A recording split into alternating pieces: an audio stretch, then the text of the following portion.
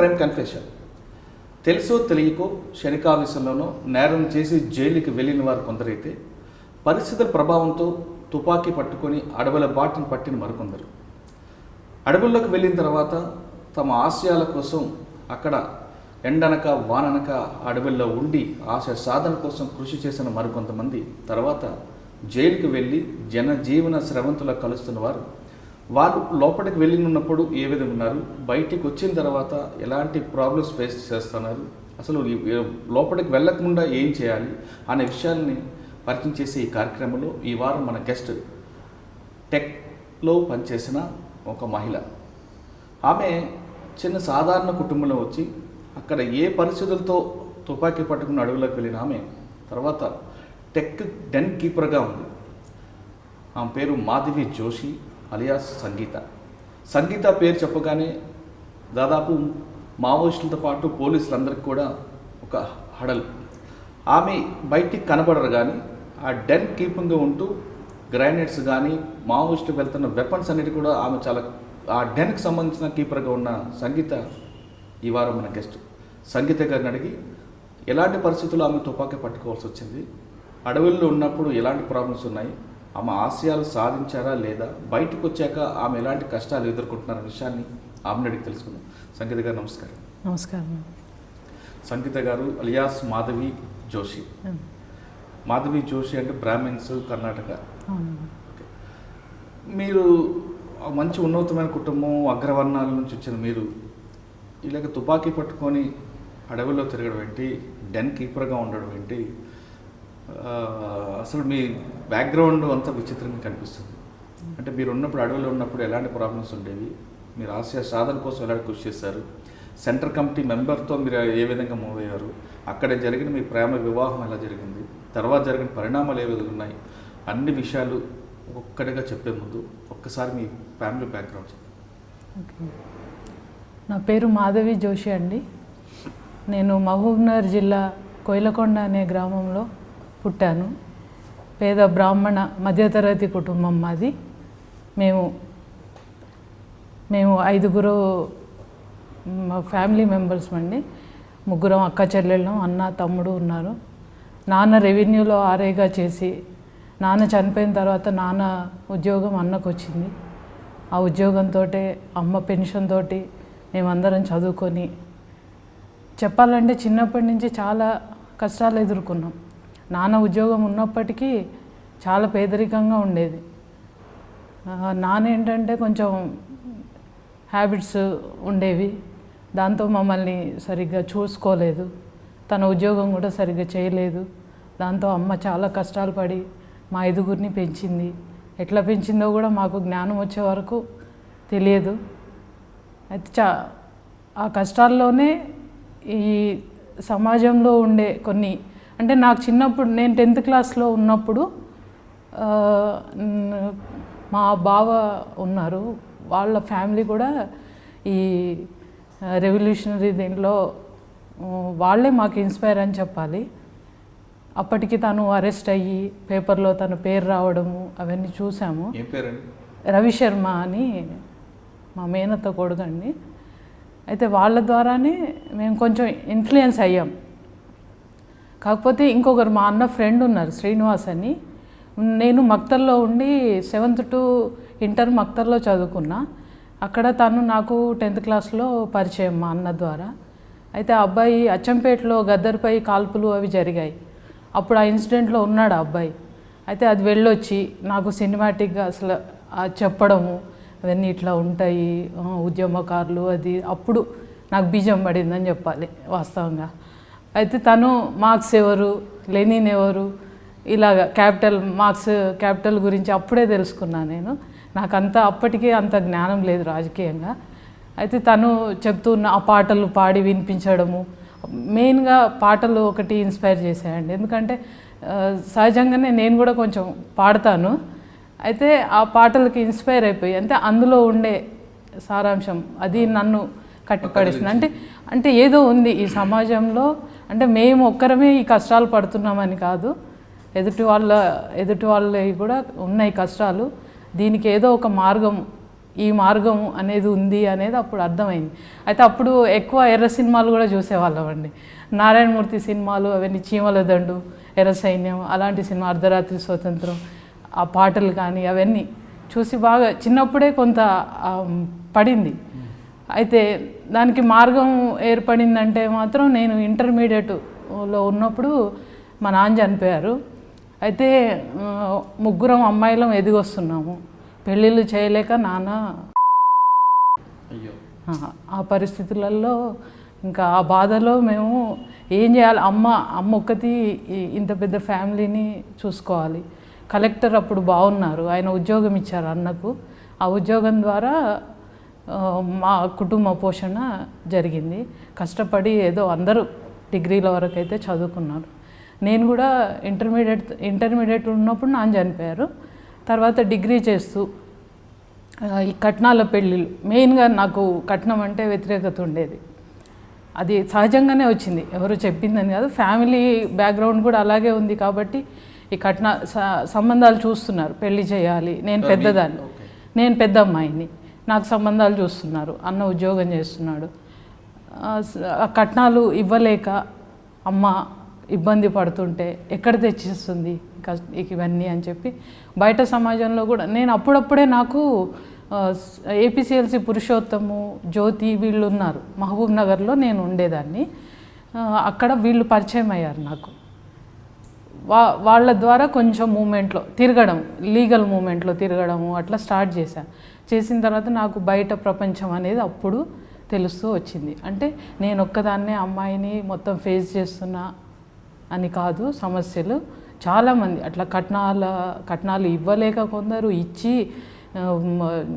మా ఫ్రెండ్స్ ఎంతోమంది అట్లా ఖాళీ చనిపోయిన వాళ్ళు, అట్లాంటి వాళ్ళని చూసాను. అంటే మేము ఫ్యాక్ట్ ఫైండింగ్ వెళ్ళే వాళ్ళం. నేను కూడా ఆర్గనైజేషన్లో అప్పుడే లీగల్ ఆర్గనైజేషన్లో స్టార్ట్ అయ్యా.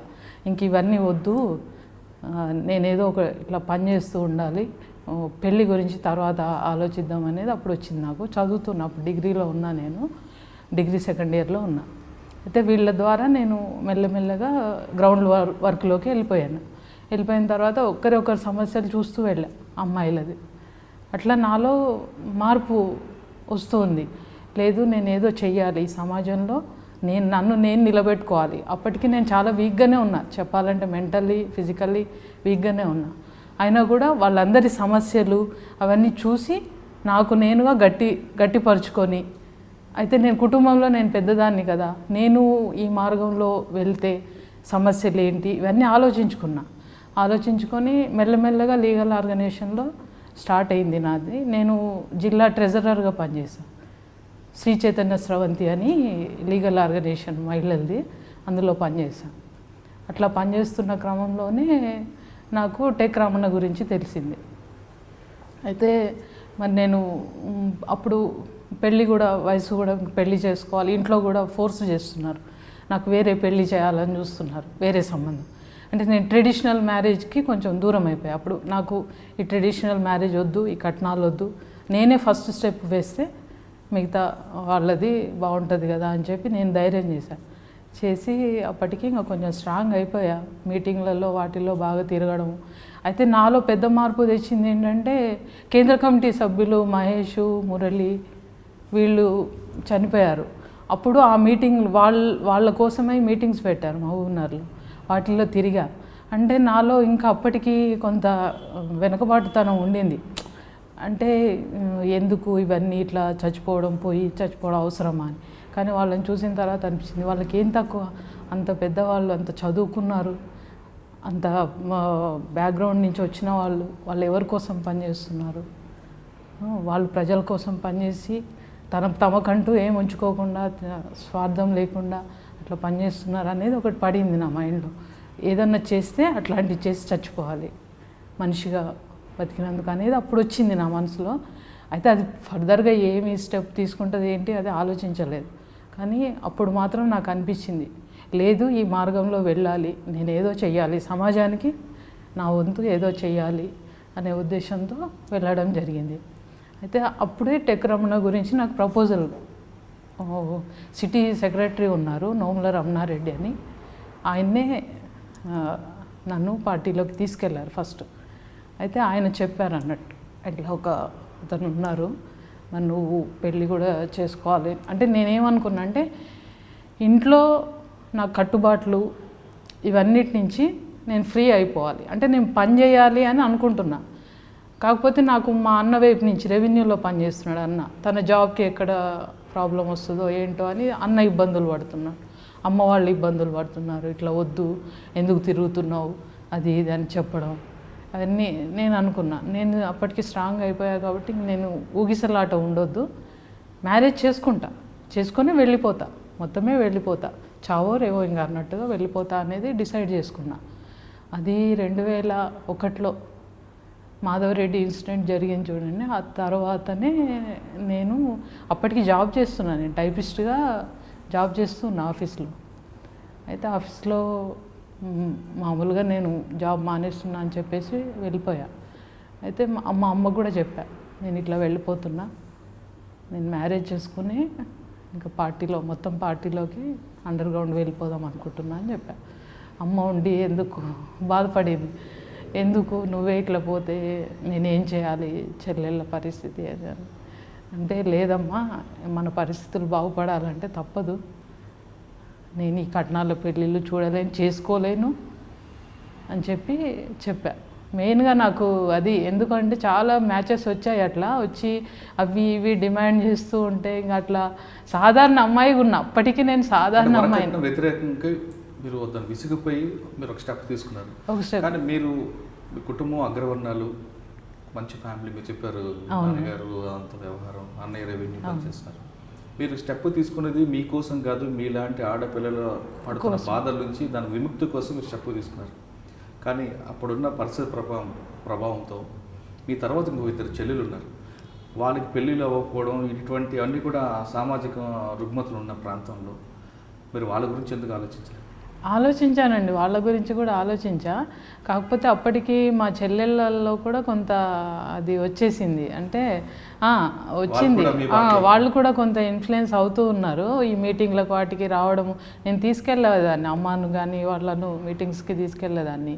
ఆ మహిళా సంఘం వాళ్ళందరూ వచ్చి మాట్లాడడం చేయడం, ఈ అంటే స్త్రీ పురుష సమానత్వము ఇవన్నీ ఇట్లా ఈ మీతో పాటు వాళ్ళని కూడా మెల్లగా బాటలో తీసుకొచ్చారు. ఆ బాటలోకి రాలేదండి, వాళ్ళు రాలేదు, వాళ్ళు తర్వాత వచ్చారు కానీ నా వెనుక అయితే రాలేదు. కాకపోతే వాళ్ళు కూడా కట్నం వద్దు అనే స్థితిలోనే, అంటే వరకట్నం వ్యతిరేకంగా మీరు స్టెప్ తీసుకున్నారు.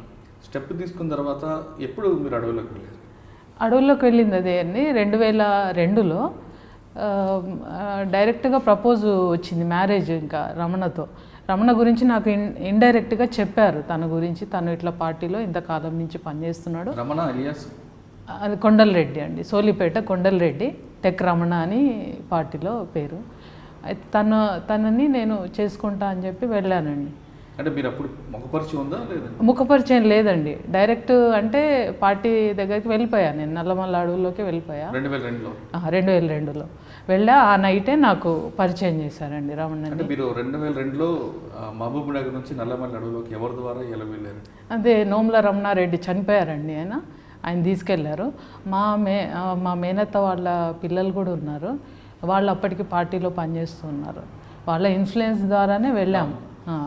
ఆయన తీసుకెళ్లారు, సిటీ కమిటీ ఉన్నారు ఆయన అప్పుడు, ఆయన తీసుకెళ్ళి పార్టీకి పరిచయం చేశారు. అంటే ఒకేసారి సిటీ ఒక ఊర్లో ఉన్న మీరు నైట్ అడవిలోకి వెళ్ళడం, అక్కడ అదే చెప్తాను నేను. వెళ్తూ కిలోమీటర్లు అంటే దళము ఇవన్నీ విన్నది ఒక ఎత్తు అండి, నేను ప్రాక్టికల్గా చూసింది ఒక ఎత్తు. అయితే నా నడక స్టార్ట్ అయింది, ఇంకా నల్లమల్ల అవుట్స్కట్స్ నుంచి స్టార్ట్ అయిందండి.